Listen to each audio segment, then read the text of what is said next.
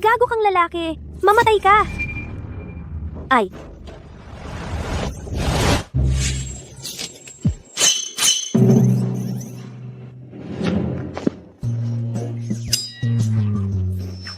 Ano? Ang init ng araw ngayon? Gusto kong papatayin kita. Hoy, hoy, hoy! Boss Huo! Boss Huo! Huminahon ka! Pakiusap! Huminahon ka! Noong taon na pinakamahirap ako, may tinanggap akong trabaho. Sabi ng employer. Tulungan siyang bugbugin ng gago. Ex-boyfriend niya. Ang resulta, nabagsakan ng cake ang maling tao, nahubda ng maling binti ng pantalon. Sa huli ay, nakatulog sa maling tao. Karma yan.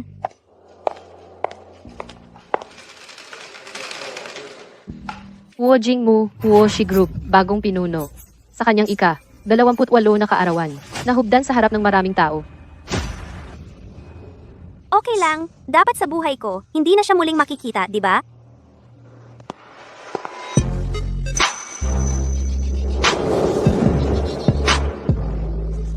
Tiyak na hindi na magkikita. Hindi naman. Ako ay naku. Hindi mo ako makita. Hindi mo ako makita. Diyos ko, niloloko mo ba ako? Diyos ko, niloloko mo ba ako? Bakit naman ako nakakasalubong sa kanya ulit? Nakaupo pa sa harap ng pinto ko, hindi ako makalabas.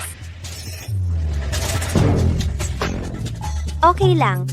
Inom na. Hindi mo ako makikita.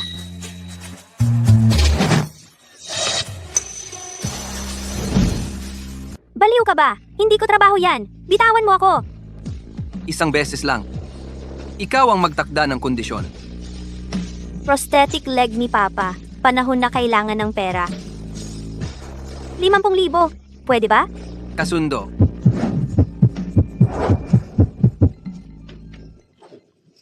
Tapos na.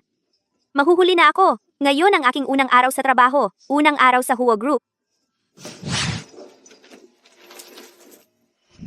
Ito ay seke na 50,000.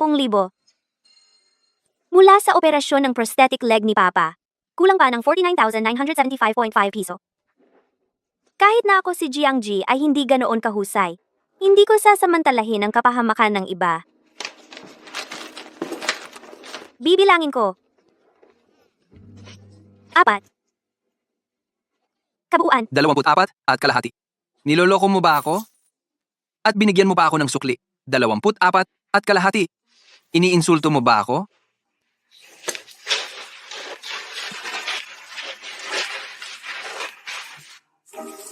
Naku, nung gabing iyon, parang kaming dalawa ay walang ginamit na proteksyon ah.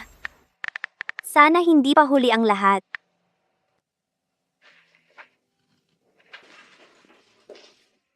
Jiang Ji! Sino ang Jiang Ji? Narito na ang gamot mo. Oy, hindi ba ito sinoong tayo'y nasa kolehiyo pa? Ang working student na Jiang Zi? Ang dalubhasang dilag? Ibalik mo sa akin. Aray, mukhang magulo ang labanan kagabi, ha? Tignan mo ang leeg mo. Ano naman ito? Baka naman kontraseptibo ito. Anong pakialam mo? Ibigay mo sa akin. Kontraseptibo nga ito. Jiang Zi. Ikaw, kagabi, nag-working student ka na naman ba? Para makapasok sa Huo Corporation, ibinebenta mo na ang sarili mo. Ang kapal talaga ng mukha mo. Napakabaho ng bibig mo. Dapat lang na may pangsara dyan. Anong ginagawa mo? Jiang Ji, hinayaan mo lang na gawin mo sa akin ito? Gugulpihin kita. Bitawan mo ako. Bitawan mo ako. Magandang araw po, Boss Wow. Anong nangyayari diyan? Tumigil kayong dalawa! Naku, bakit siya? Sir Huo, ang babaeng si Jiang Ji, palaging late at maagang umuuwi, magulo ang kanyang personal na buhay. Mabuti ang loob ko nang paalalahanan ko siya. Hindi lang siya nakinig. At saka, itong gamot na ito isiniksik sa bibig ko. Ang taong tulad niya na may masamang ugali, Dapat agad na paalisin. Itaas mo ang iyong ulo. Wala na, wala na. Harapin mo ng matapang Jiangji. Si, ikaw pala? Ikaw. Pumunta ka sa opisina ko. Wala na, Boss Huo. Nako. Siguradong matatanggal ako sa trabaho nito.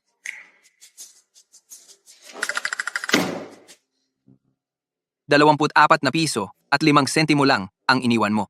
Sa tingin mo ba, ganito lang ang halaga ko? O sinasadya mo lang akong hiyain? 24 na piso at 5 sentimo. Malaki na yan.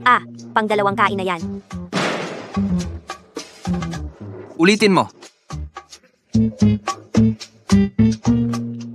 Boss Huo, oras na para uminom ng gamot. Alisin mo yan. Ayaw kong uminom. Loko ka. Ito ay espesyal na hinanap ko para sa'yo. Ganyan na ang edad mo. Wala ka pang asawa. May problema ka siguro doon o kaya sa sexual orientation mo. Kapag may sakit, kailangang gamutin. Inumin mo. Iinom na ako. Lola, wag na po kayong magmadali. Nakakatawa ba? Hindi naman. Boss Huo, baka gusto ninyong painitin ko muna yung gamot ninyo? Hindi na kailangan. Kailangan! Paiinitin ko na po.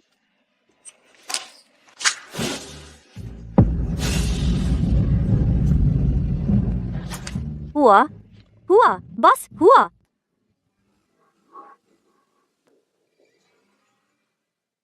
Kung ganon pala katamad ang buhay mo, linisin mo yung mais sa pagkain mo. Kapitalistang mahilig mang istorbo. Lalabanan kita.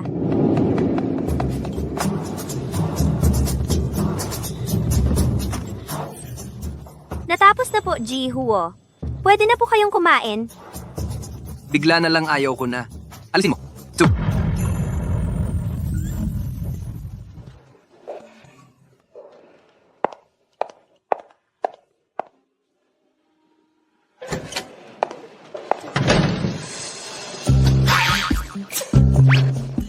Anong problema niya? Pinaghirapan kong linisin. Di naman kinain. Gago.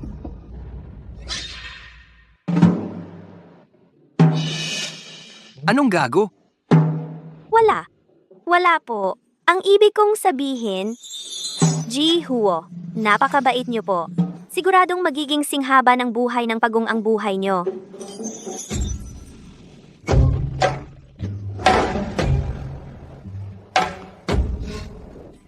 Ang cute pa nga. Nabayaran na ang utang. Pero ang tamang operasyon para sa prosthetics ay 30,000 piso pa.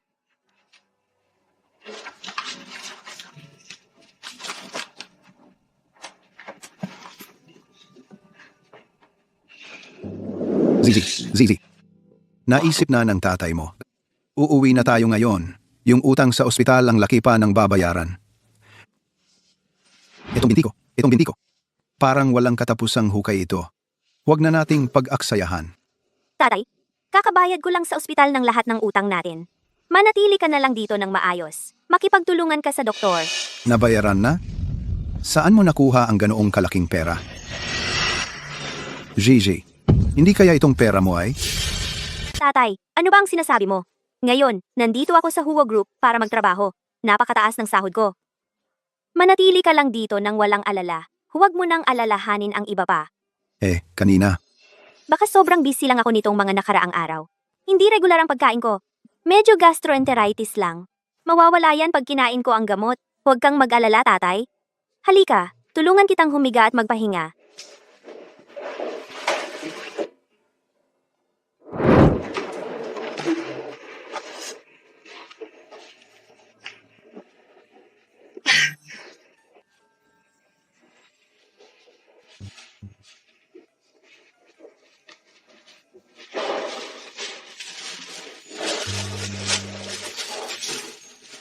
Lahat ng pera napunta sa bayad sa gamot. Ngayon, kailangan muna magtiis sa pagkain ng tinapay para mabusog.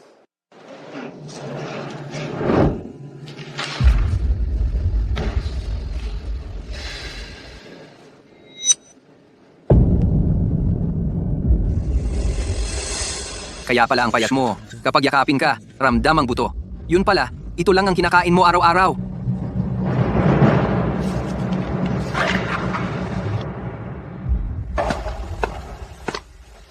Secretary Jiang, inaanyayahan ka ni President Huo sa kanyang opisina para kumain.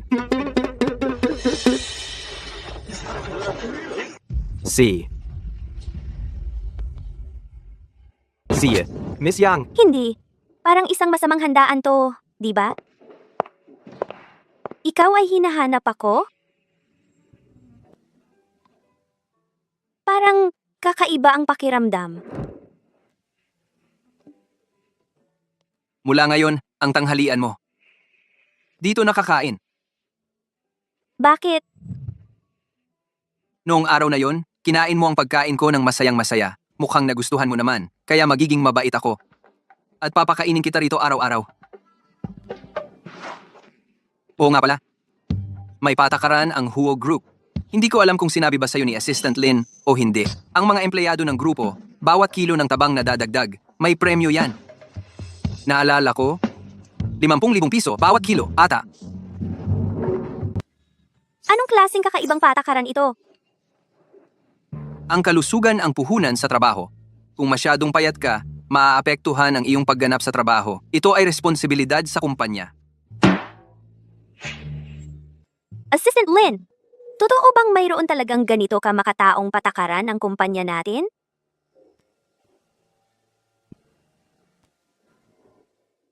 naalala ko, mayroon nga talagang isang patakaran tungkol sa kalusugan ng mga empleyado at pagganap sa trabaho. Siyempre, may parusa rin kung masyadong payat. 5,000 piso bawat kilo. Ano? Tama. Naalala ko rin na mayroon ngang ganoong patakaran.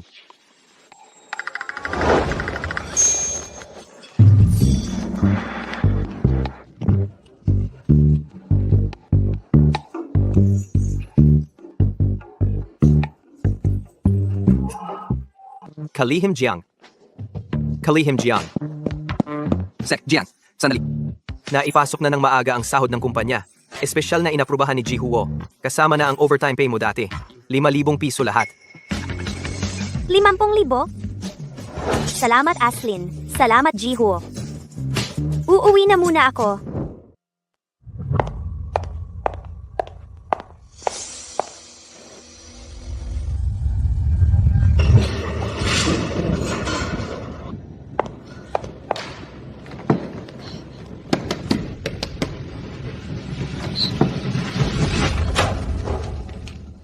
Tito Wang, ano pong ibig sabihin nito?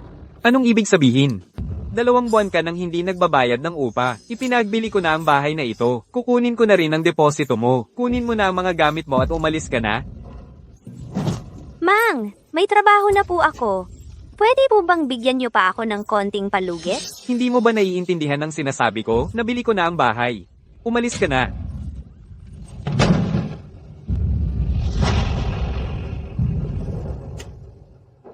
Sa ngayon, wala akong ibang mapupuntahan.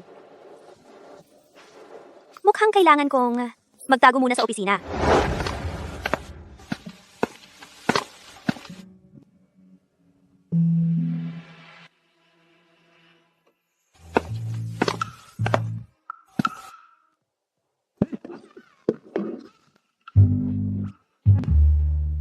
Ho? Sir Ho? Hindi ka umuwi sa gabi. Natutulog pa sa opisina na may daladalang maleta. Kalihim Jiang, talagang ginawa mo ng bahay ang opisina. Hindi. Hindi po, Sir Ho. Yun kasi, pinalayas ako ng landlord ko.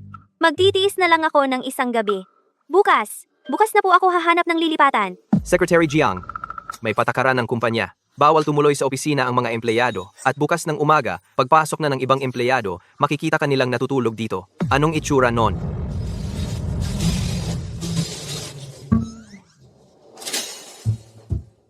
Sir Ho, kayo po kasing napakatalino at makapangyarihan, mabait at mapagbigay. Pwede po bang mahabag kayo? At tulungan niyo ako sa isang gabi? Pwede bang maawa ka? Pwede ba akong matulog dito ng isang gabi? Baka nahuhumaling siya sa akin. Gusto na naman niyang sumingit sa kama. Pakiusap. Isang gabi lang. Hayaan na. Boss ko siya eh. Tara na. Salamat, Boss Huo. Ikaw talaga ang pinakamabait na boss sa buong mundo.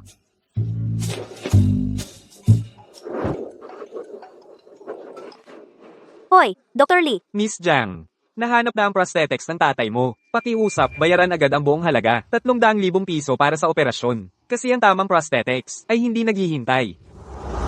Sige. Alam ko na. Salamat, Dr. Lee. Bakit nandito ka pa rin?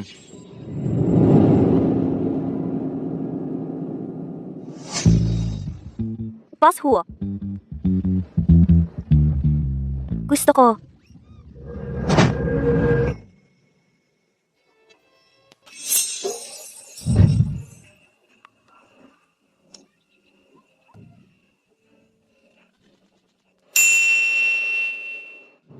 Nakakita ka na ba? Boss Huo, hindi ko sinasadya. Sumpa ko, wala akong nakita.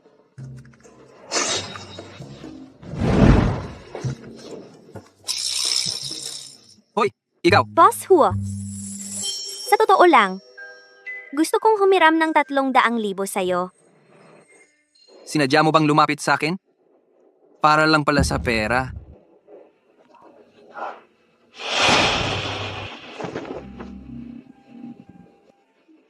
Edo, may 300,000 diyan.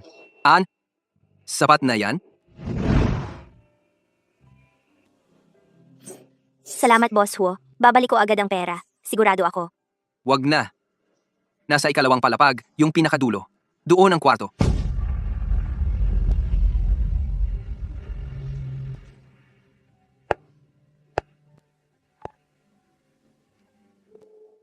Hello? Dr. Lee? Nakakuha na ako ng pera. Maari po bang maoperahan agad ang tatay ko? Pakiusap po. Salamat po. Pinautang ako ni Boss Huo ng 300,000. Kailangan kong magpasalamat ng maayos sa kanya sa tanghalian. Hindi ko alam kung ano kaya ang ihahanda ni Boss Huo para sa tanghalian ngayon. Secretary Jiang, Assistant Lin, ako ba ang ipinatawag ni Boss Huo? inutusan ako ni Boss Huo na sabihin sa'yo, hindi mo na kailangan pumunta sa opisina niya para kumain ng tanghalian. Si, gets ko na. Salamat sa pagpaalam, Assistant Lin. Pero, may bagong polisiya si Boss Huo. Para masiguro ang kondisyon sa trabaho ng lahat, simula ngayon, sasagutin ng kumpanya ang tanghalian. Lahat ng empleyado ay kailangang kumain sa employee cafeteria.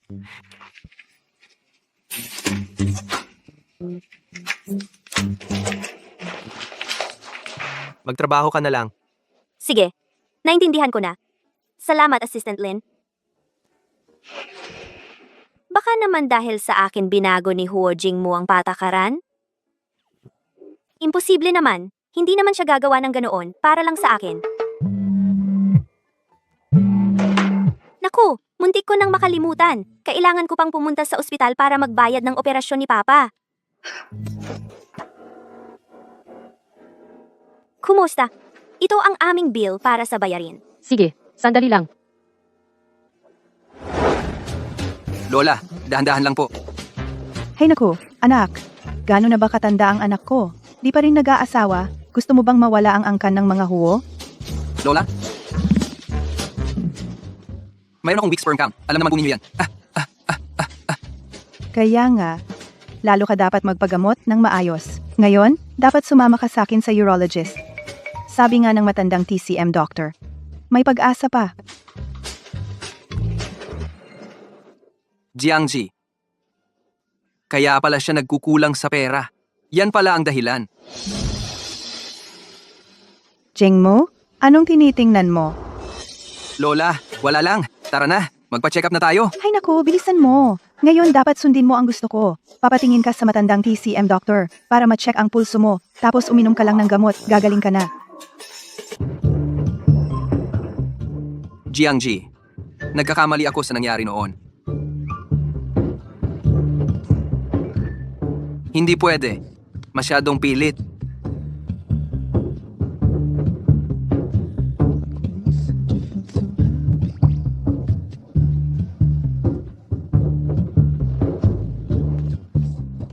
Secretary Jiang, pumunta ka sa opisina ko. Pasok. Sir Huo, kailangan ninyo ako? Jiangji, umuwi ka na ngayon. Maghanda ka ng mabuti. Bukas, sumama ka sa akin para dumalo sa isang business banquet. Boss Huo, nakahanap na ako ng bahay. Ngayon na ako lilipat. Nakahanap ka na ng bahay? Ang bilis! Oh, Boss Huo, hindi na tama na patuloy akong nakatira sa bahay ninyo. Salamat sa pagtanggap sa akin.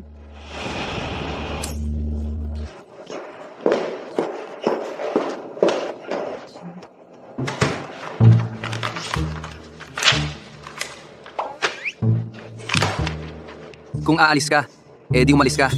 Hindi naman talaga ako masyadong apektado.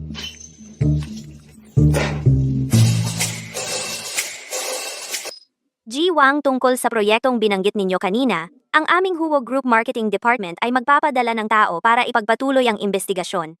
Naway maging matagumpay ang ating pakikipagtulungan. Jiwo, ang babaeng sekretarya mo ay napakahusay. Ganito rin ang pakiramdam ko.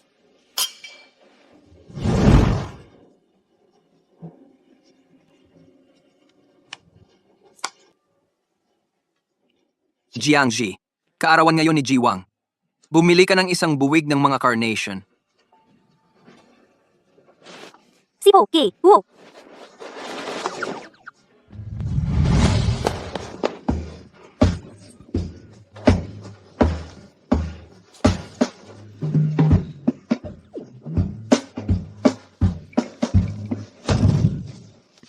Gi, Huo. Kayo po ay hindi ba ay may gusto kay Ji Wang? Kung hindi, bakit mo pa matatandaan ang kanyang kaarawan? Ano bang pinagsasabi mo? Bakit siya umiiyak ng ganyan? Baka gusto ako ni Sekretarya Jiang? Ganon din, tulad ko na napakagaling, bata pa't matagumpay, guwapo at mayaman na lalaki, sinong hindi magkakagusto? Secretary Jiang, trabaho lang ang relasyon natin. Ano pa ba? Sige, Boss Huo.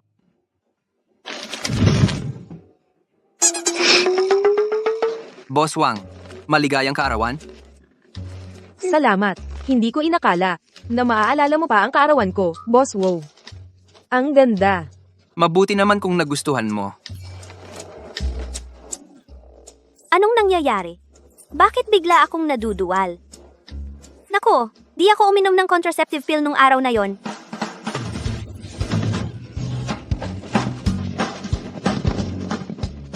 Umiiyak siya hanggang sa nasusuka na. Hindi pwede. Di ko pwedeng hayaan siyang magpatuloy sa pagkahumaling sa akin. Kailangan kong mag-isip ng paraan para marahan siyang tanggihan.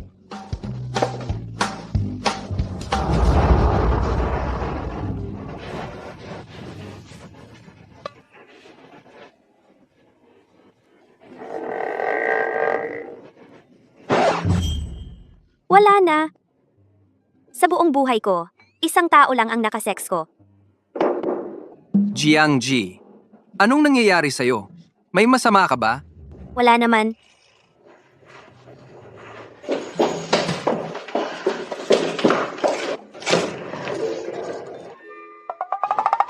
Yung Boss Huo. Mahilig po ba kayo sa mga bata?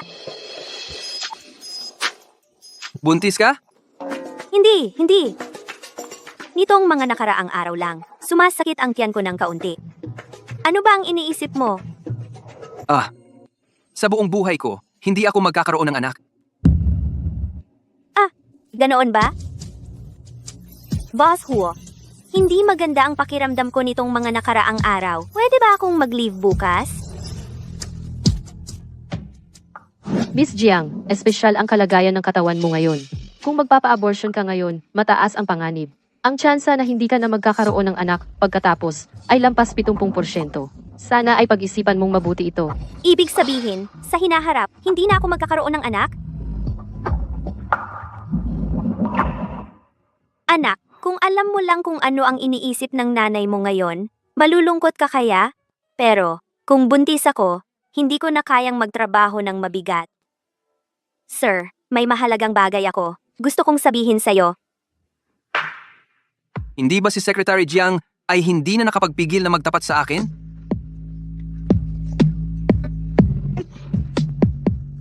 Sabihin mo, pero, Secretary Jiang, gusto kitang paalalahanan. Sa oras ng trabaho, dapat kang mag-focus sa trabaho. Huwag mong isipin ang Sir, gusto kong mag-resign. mag-resign? Anong dahilan? Sa bahay, may mahalagang bagay na kailangang asikasuhin. At kailangan ko rin ng oras para magplano ng aking buhay sa hinaharap. Ganito na lang, itataas kita bilang punong sekretarya. Doble ang sahod at ang kumpanya ay bibili ng bahay para sa iyo. Secretary Jiang, isip-isipin mo ito. Walang ibang kumpanyang may ganitong magandang oportunidad. Huwag kang magpasalamat ng labis. Sir, maganda talaga ang alok na ito. Pero gusto ko pa ring mag-resign. Kung gayon, hintayin nating pumasok ang bagong sekretarya at ipasa mo sa kanya ang iyong trabaho. Salamat, sir. Secretary Jiang, bakit ka ba nag-resign? Anong plano mo sa hinaharap? Wala ba ako sa plano mo sa hinaharap? Kayo po, may gusto po ba kayo kay Boss Wang?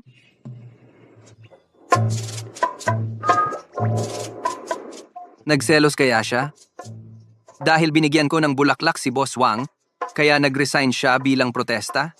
Ang totoo, ang gusto niya ay ang pagkilala sa kanya. Sino yon?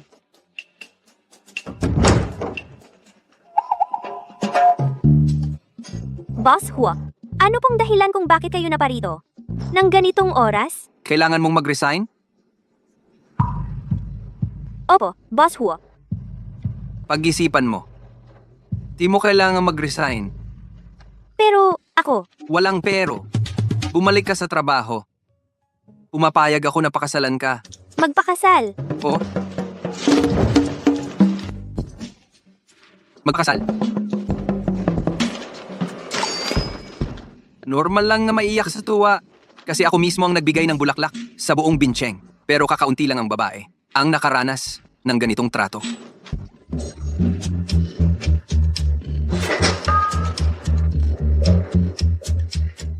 Paumanhin, Sir Huo. Hindi ko sinasadya. Paumanhin. Ayos lang. Basta gusto mo. Salamat, Sir Huo. Kukunin ko muna ang mga bulaklak. Pagod ka rin siguro sa paghawak? Secretary Jiang, ha? Noon, nagbigay ako ng bulaklak kay Manager Wang. Dahil lang sa kailangan sa trabaho. Kung hindi mo gusto, sa susunod, hindi na ako magbibigay. Pwede ba? Ito, bakit niya tinatanong kung pwede? Ay, Sir Hua. Ito, dapat pa ring tingnan ang iyong sariling plano. Ngayon, ang mga rosas, na ibigay na rin sa iyo. Secretary Jiang, hindi mo na kailangan. Magselos pa. Selos. Kailan ba ako nagselos? Secretary Jiang, bumalik ka na. Kapag wala ka, talagang nahihirapan ako. Ang kapal ng mukha nito. Ano na naman kaya ang na-misinterpret niya? Kakaibang bagay. Ginoong Huo, nag-resign ako hindi dahil sa selos. Hindi rin ako babalik dahil maari akong pakasalan. Para lang bumalik sa trabaho. Hindi selos? May nag-aalok sa iyo? Dahil mas maganda ang alok niya kaysa sa akin? Hindi po, Ginoong Huo. Talagang walang ganoon. Dahil ba sa bayarin sa gamot, kaya ka nag-aalala? Kaya gusto mo nang mag-resign? Ginoong Huo, alam niyo rin po iyon? Kung dahil iyon sa huli na nagkamali ako sa iyo, humihingi ako ng paumanhin. Magkano pa ang kailangan mo? Sabihin mo lang. Hindi po, Boss Huo. Yung 30,000 hiniram ko sa'yo noon, babalik ko talaga yan sa'yo agad-agad. Hindi ko kailangan yan. Hindi mo kailangang bayaran ako ng 30,000. Ang perang yon, ituring mo na lang na komisyon sa trabaho mo. Kaya, kung hindi dahil sa pera, at hindi rin dahil may gustong lumipat sa'yo, bakit mo gustong mag-resign? Kasi buntis ah. Anong buntis? Ay, Boss Huo, tingnan mo. Ang late na ng oras. Hindi ka pa natutulog. Masama yan sa katawan mo. Matulog? Salamat sa'yo, Secretary Jiang. Dahil sa issue mo, isang gabi na akong hindi makatulog ng maayos. Kung ganon, dapat nga ngayon din umuwi ka na at matulog. Nag-aalala ba siya sa akin ngayon? Talaga nga, hindi pa rin siya mapalagay sa akin. Secretary Jiang, hanggat hindi ka pa opisyal na nagre-resign, kailangan mo pa rin gampanan ang iyong mga tungkulin. Bukas ng umaga, puntahan mo ako para gisingin. Huwag kang mahuli. Ito ba yung serbisyo sa paggising?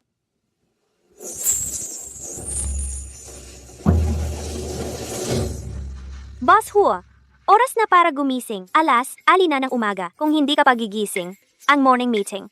Magiging lunch meeting na. Alam ko na, pinakamahirap gisingin ang mga gabi-gabi.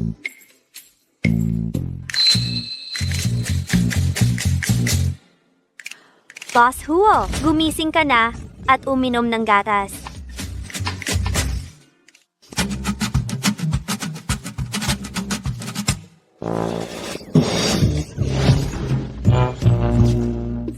Ay, pasensya na, pasensya na.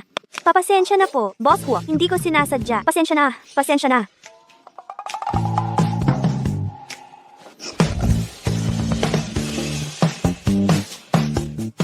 Bakit? Kagabi matatag kang tumanggi sa akin. Ngayon, gusto mo nang bawiin? Jihuo, ngayon, ikaw ang humahawak sa kamay ko at ayaw bitawan. Ang ibig mong sabihin, ang mga ito ay gawa ko lang sa sarili ko? Hindi ko inakala na ganito pala ang tingin mo, Sekretarya Jiang, sa katawan ko. Ganyan ka pala kahilig sa katawan ko. Wajing mo! Bitawan mo ako! Jiang Ji, may natitira pa bang parte ng katawan ko na hindi mo pa nahahawakan? Jing mo, anak. Lola, Lola, bakit ka po na parito? dapat sanay dadalhan kita ng pampalakas. Pero sa nakikita ko ngayon, hindi mo na kailangan. Hindi po ganoon ang nangyari. Lola, malinis po ang aming relasyon ni Ji. Huo, malinis ang aming relasyon. Malinis? Mauna na akong maligo.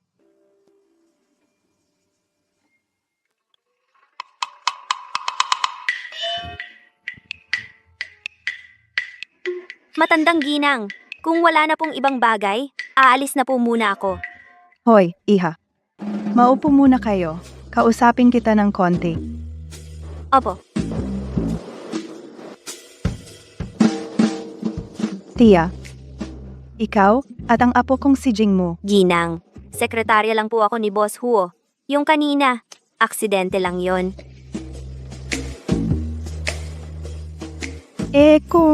Kung ikaw ang sekretarya niya, nakita mo na bang may dala siyang babae dito? O kaya naman, may babaeng laging kasama?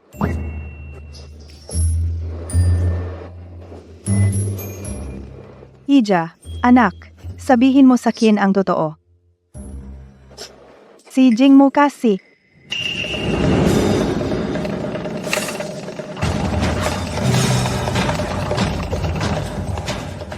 Lalaki ba ang gusto niya? Lola, nag-iisip ka lang ng sobra. Boss Huo, hindi naman siya ganon. Ha? Amitabha Buddha.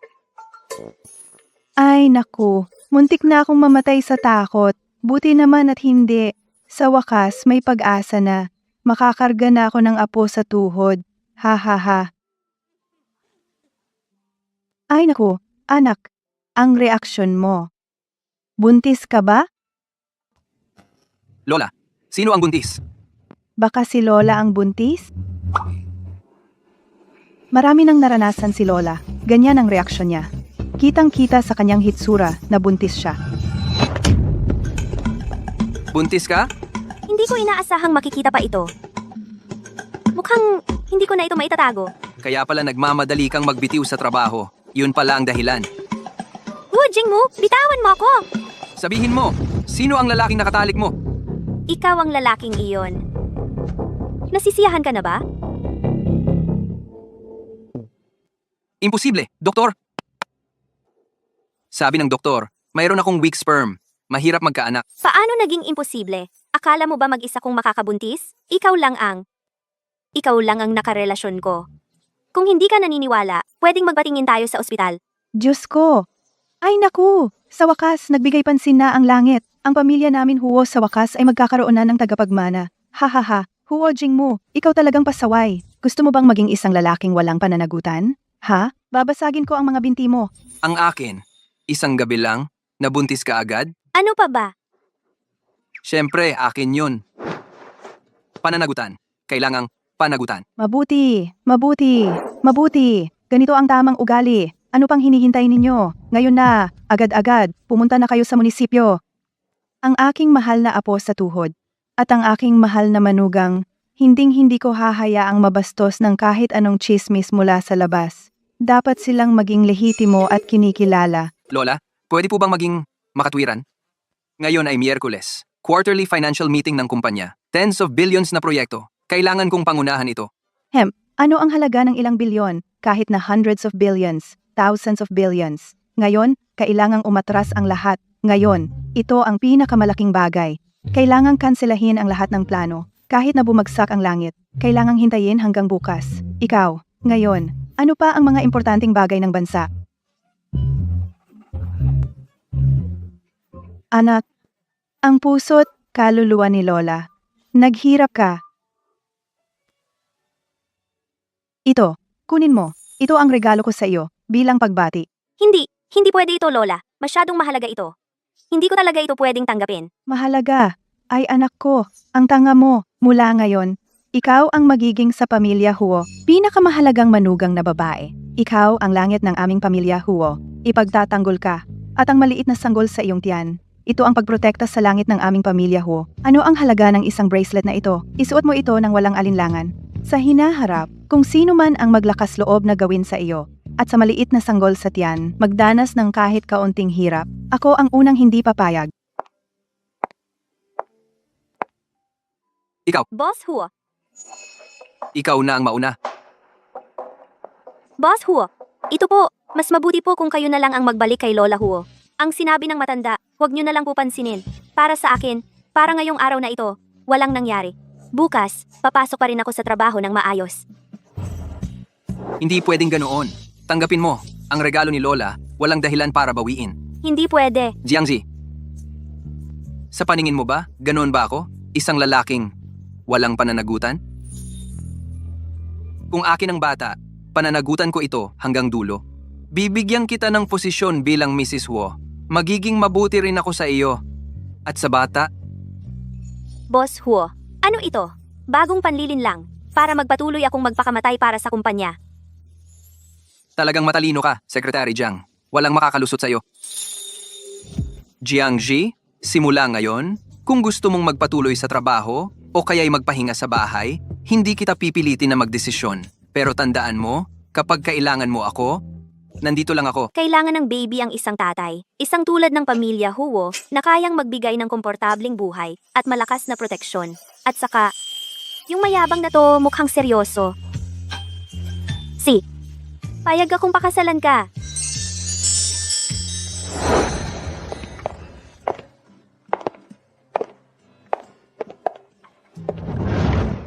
Ang kuha sa litrato, mas maganda pa rin ako mismo. Ng mga 1% lang. Diyos ko, paano ako napakasal dito sa narsisistang walang kapantay sa buong universo? Ang ganda-ganda ng asawa ko. Bagay na bagay talaga tayo.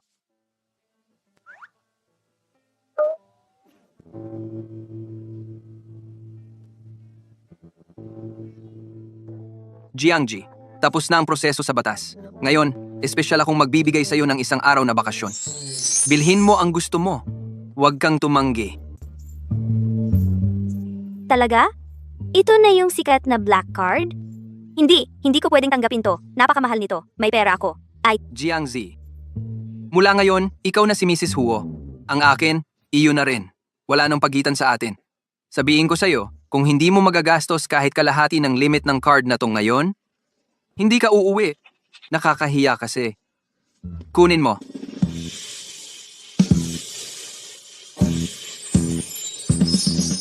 May black card na rin ako.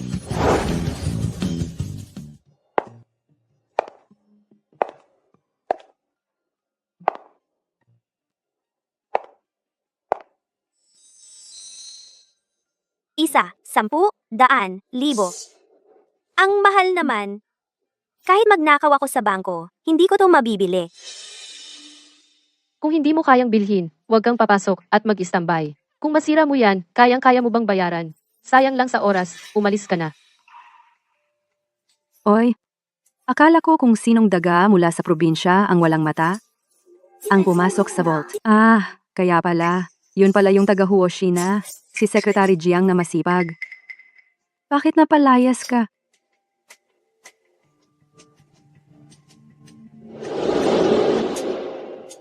Miss Song, totoo nga, maliit nga ang mundo. Ang research ng marketing department na ito hanggang sa napakadetalyado na kailangan mong personal na pumunta at maranasan ang serbisyo sa counter. Jiangzi, ano ka ba? May karapatan ka bang mangialam sa akin? Ang mga nakakasalamuha ko. Pero kahit ilang henerasyon ka pa, hindi mo maaabot ang mga top socialites. Ang mga binuksan ko para sa grupo ay mga bagay na hindi mo pa naririnig. Mga high-end resources. Ikaw naman? Halika. Ipak mo nga itong kwintas para sa akin. Bilis-bilisan mo. Kapag matagal kang kasama ng mga mahihirap, pati hangin ay nangangamoy. Opo, Miss Song. Ipak ko na po ito para sa inyo. Kung makakapunta ako o hindi pa ikaw ang magdedesisyon. Dahil nandito na ako, kaya kong bilhin. At kaya kong bilhin ang pinakamahal. Ikaw naman, ang cute mo. Ano bang sinasabi mo?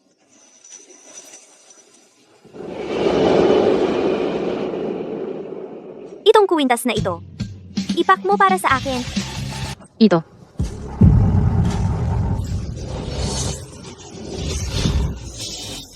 Jiangzi, nababaling ka na ba sa kakaisip ng pera? Naghahanap ka lang ng pankip sa hiya mo. Yung laruan mong card na binili mo sa bangketa, 5 piso lang ang halaga. Dinala mo pa rito para magpanggap. Tingnan mong mabuti.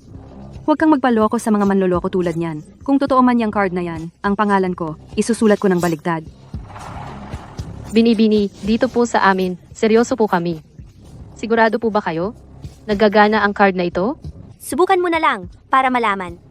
O baka naman yung tindahan ninyo. Ayaw pang subukang iswipe yan? Ikaw? Sige, iswipe mo. Gusto kong makita kung paano ka mapapahiya.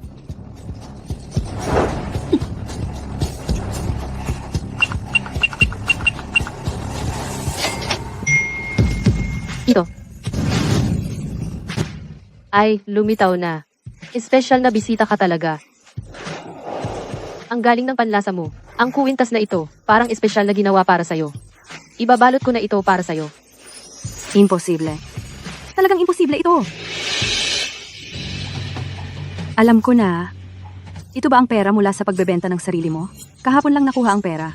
Ngayon, sabik na sabik ka na upang gugulin ang pera ng lalaki.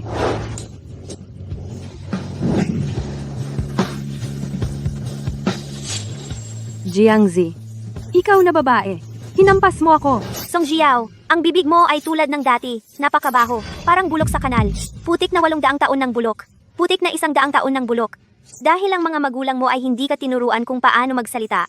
Ngayon, ako ang magtuturo sa iyo ng mabuti kung ano ang tinatawag na kapayapaan sa mundo. Lalabanan kita. Jiangzi, ikaw na magandang babae. Tigil. Tumigil ka. Tumigil ka. Kasalanan ko po. Huli na po ang dating ko. Hindi ko alam na si Jiwo. Inutusan ako ni Jiwo na asikasuhin ng mabuti ang ginang. Hindi ko inasahang napakababa ng pagtingin ninyo. Ayaw nyo palang ipaalam ang inyong pagkatao. Manager Wang, dumating ka rin. Dahil sa pagiging masigasig mo sa paghingi ng tawad, pinalalampas ko na ito sa iyo. Ngunit ang babaeng ito, kailangan mong paalisin ka agad. Bilis! Itong babaeng ito na nagbubuga ng kasinungalingan at naninira sa mahalagang bisita, itatapon ninyo sa labas. Ako, Ano ang ginagawa ninyo? Bitawan ninyo ako. Ilagay siya sa blacklist. Simula ngayon, hindi na siya tatanggapin. Ikaw. At ikaw din. Hayop ka, wala kang modo. Alam mo ba kung sino siya? Tinanggal ka na sa trabaho. Ngayon din, umalis ka. Maginoong bisita, ang pagdating ninyo sa aming mall ay isang malaking karangalan para sa amin. Ipinahahayag ko na lahat ng gusto ninyo dito ay libre lahat. Ito ay munting kompensasyon para sa pangamba na naranasan ninyo. Manager Wang, nababaliw ka na ba? Nagmamakaawa ka pa sa babaeng ito? Bakit? Dalhin siya. Bitawan mo ako. Madam Wu, tingnan ninyo. Nasisiyahan ba kayo sa aking mungkahi? Kung may iba pa kayong kailangan, sabihin lang. Ako mismo ang maglilingkod sa inyo. Ah, manager. Ang kuwintas na iyon, pwede bang ibalik? Nako, Madam Wu, napakapalabiro ninyo.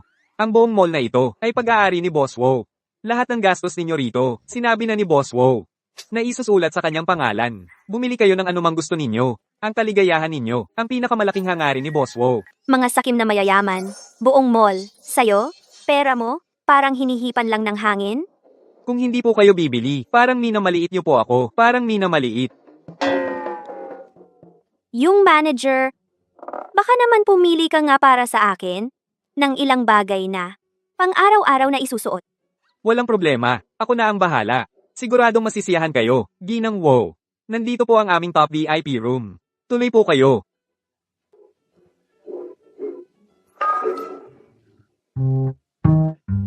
Ginang Wu, ingat po kayo. Sana bumalik kayong muli.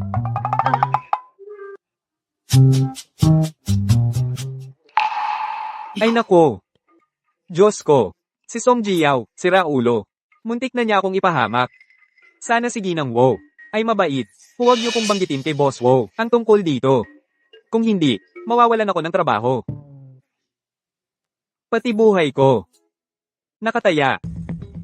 Kaya sa kabuuan, ang growth rate ng Q3 ay inaasahang nasa mga 5.7%. Pangunahing apektado ng kalakaran sa merkado. Nako, cellphone ni Wozong, hindi ba laging nakasilent? Noong huling mag-report si Lao Li ng marketing department, sinigawan siya ni Wozong. Sino kaya yon? Ang lakas ng loob sa ganito kaalagang meeting. Mag-text kay Wozong.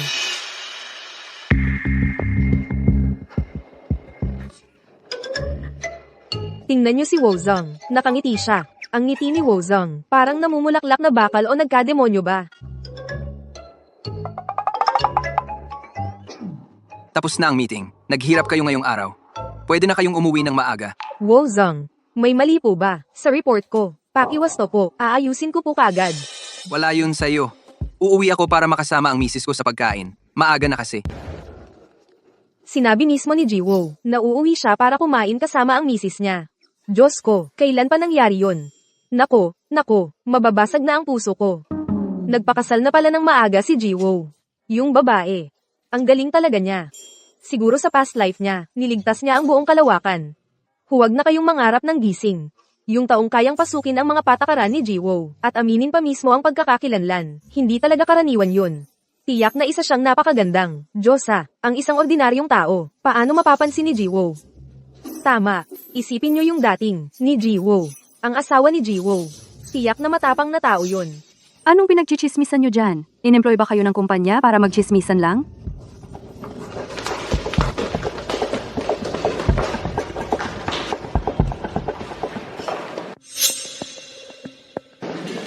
Huo. Matagal na meeting. Pagod na kayo siguro. Espesyal akong nagkape para sa inyo para magising.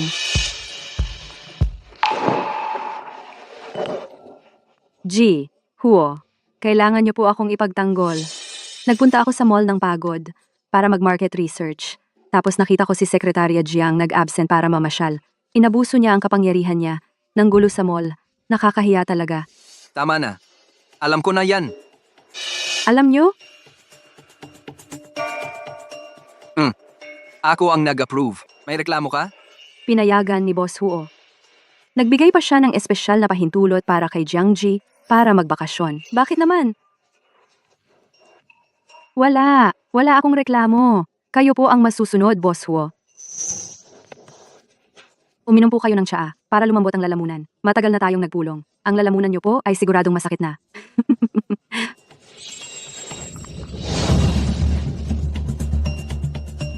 Anong amoy yon? Alis na ako. Hoy, Boss Huo. Aalis na kayo? May trabaho pa ako. Na gustong i-report ng mag-isa sa inyo. Lumayo ka. Bakit ka ganyang kalapit? Ang init. Amoy pabango. Ang baho. May kailangan ka ba? Kausapin mo na lang si Assistant Lin. Hoy, Boss Huo. Boss Huo. Boss Huo. Boss Huo, bakit ka maaga umaalis ngayon? Ang aga-aga pa. Naku! Nainom niya? Ang tsaa. Ah! Wala namang problema yon, di ba? Lola, tama ba ang pagkakasuot ko nito, Lola? Ay, ang ganda ng kulay na ito sa inyo. Napaka-elegante. Tama na tama. Ang leeg ko, anak. Ilang taon nang hindi nakakasuot ng ganito kagandang alahas.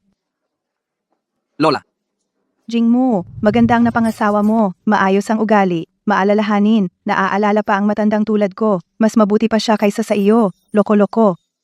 Tingnan mo, binilhan pa ako ng kwintas. kuwintas? Para kay Lola iyon. Oo nga, kanina, habang namimili ako sa mall, sa unang tingin pa lang, akala ko bagay na bagay kay Lola. Ikaw naman, wala ka man lang binili para sa sarili mo? Meron naman! Nung una kong makita ito, gustong-gusto ko na agad. Ang cute-cute, di ba? Ang sarap matulog na yakap ito. Ito? Ilan ba ang halaga nito? Yung card na binigay ko sa'yo, hindi para sa ganitong mga mumurahing bagay. Mumurahing bagay? Paano masusukat ng pera ang halaga ng isang bagay? Gusto ko ito, kaya walang katumbas ang halaga nito. Mas masaya pa akong yakapin ito kaysa sa isang bloke ng ginto. Sige. Tama si Gigi. Ang mahalaga, gusto mo ang isang bagay. Jingmu, sakto, dumating ka. Pinapakuluan ni Ate Shu ng sabaw na pwedeng inumin ni Gigi. Gigi, maghugas ka na ng kamay. Kakain na tayo. Si, Jiangzi, may regalo rin ako para sa'yo. Pagkatapos, Gigi. Sinadyang pinapakulo ni Lola kay Aling Shu ang sabaw ng bata para sa iyo. Tingnan mo, may patani pa at mani. Napakapampalusog nito, lalo na para sa iyong buntis. At sa maliit na sanggol sa tiyan mo, napakabuti nito. Halika, inumin mo na habang mainit-init pa. salamat po, Lola. Nag-abala po kayo, Lola. Inumin mo na.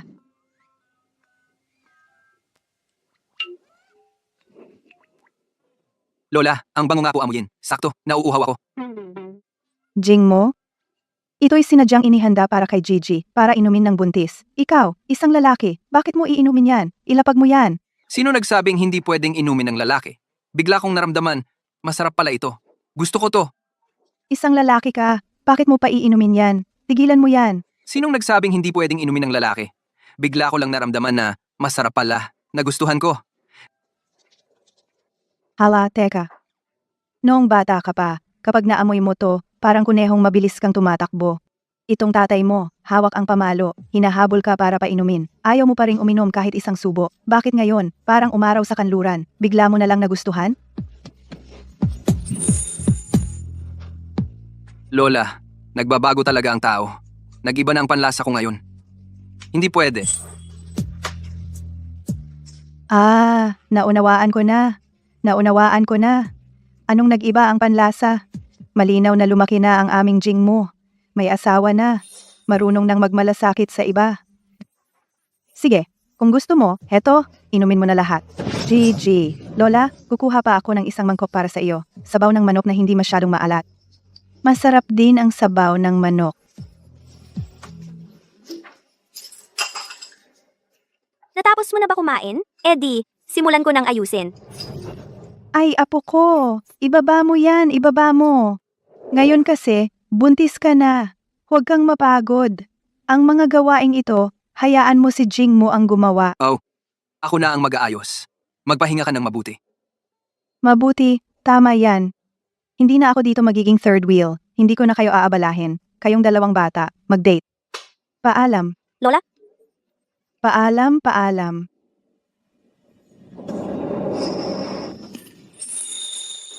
Tara na. Saan tayo pupunta? Dadaling kita para makita ang regalo. Ibaba mo yan. Anong sorpresa? Ang sikreto mo naman. Tada! Ano masasabi mo? Gusto mo? Di ba? Alam ko namang mahilig ka sa rosas. Ang mga rosas na ito, pinapadala ko pa mula sa Bulgaria. Pulang rosas. At ito pa. Huwajing mo, sinong nagsabi sa'yo na mahilig ako sa rosas? Di mo ba nakikita na allergic ako sa pollen?